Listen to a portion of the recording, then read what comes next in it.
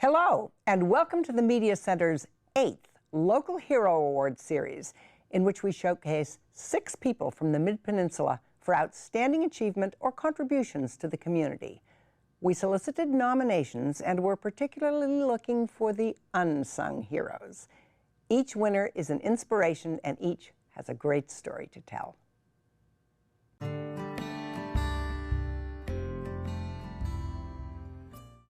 Amber Stime was born in rural Ethiopia, and at the age of 3, she had an accident that would change her life. It led her first to several years in an orphanage, and eventually to adoption in, of all places, Minnesota. She now lives in Palo Alto and is the founder and director of African Cradle, a nonprofit organization committed to helping the destitute children of Ethiopia and other African countries by providing them adoptive homes in America. I picked up a bomb when I was 3 years old in northern Ethiopia. I was born there, and it was a landmine or a bomb that was left that hadn't exploded, and we discovered it and it blew up. Left from? From the war with Mussolini around World War II. I lost my hands. Lucky for me, there was a hospital in my village that was run by the Seventh-day Adventists, so I was able to get treatment there. What did your father do with you or for you after that, and why? Eventually they decided to raise a child in northern Ethiopia, and the rural wasn't good, and what would happen to me. So he took me into the city, the capital city of Ethiopia, Addis Ababa, and placed me in an orphanage. So with the idea that I would probably get help from foreigners. They would come and visit, but after a while they were told not to because it would break my heart every time they would come in and leave. And what do you think would have happened to you had you not been placed in the orphanage? Oh, many things. I may not be here.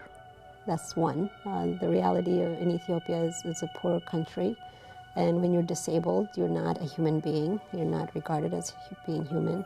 So I would have probably been either not alive or a servant or somewhere on the streets begging. My parents, this Minnesota couple, decided to go to Ethiopia and work, do some volunteer work, and they ended up in my orphanage. They were there for a year, and then eventually they went back to the States and they decided to adopt, and I was adopted by them. I had my own room, which I've never had before, my own clothes, my own toys, which is a concept that I didn't even know existed, let alone to have it. Night and day, night and day. And in some ways, even though I had all of those things, it was a little bit lonely because I was so used to being around kids and people, and just to be with the 3 of us, that took some adjusting. So eventually, when I got a letter from a family in Ethiopia saying they're my birth family.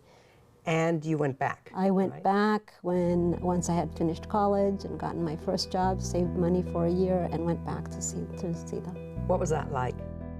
To go to Ethiopia and look at everybody, and they looked like me, and I had, strong resemblance to some of them, so you could see there's a genetic connection there. It was amazing. I started working in Ethiopia once I had my degree in social work, and was a social worker in an adoption agency. Started a program of adopting children out of Ethiopia, and I met my sons there. My 2 sons, they were 10 and 12 at the time, and I adopted them. You have both adopted and had a birth child? Yes. I know a lot of parents, when they're thinking of adopting, worry that they'll treat the adoptive child differently. I worried about that too when I was pregnant with my birthed son.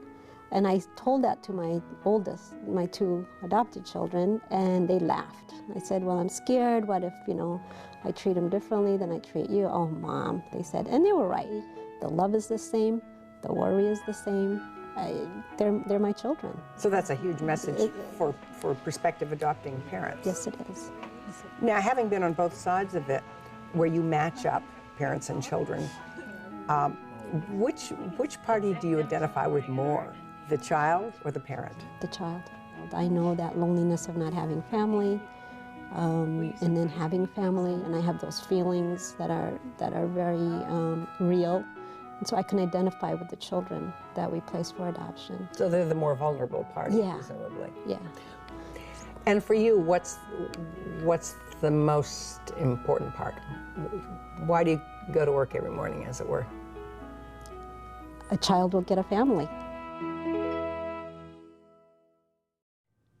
Do you know someone who has overcome significant hardship and has an inspiring story to tell? Someone who has sacrificed or given over and above to the community and deserves some recognition? If so, please contact us with your nomination for next year's Local Hero Awards. To find out more about our local heroes and to watch interviews with all the winners, visit our website, midpennmedia.org. At the Mid-Peninsula Community Media Center, you can make your own videos and television programs and take classes in all aspects of media production. You can also hire our professional services team. To find out more about that, go to mcproservices.com. Congratulations to all our winners, and thank you for watching.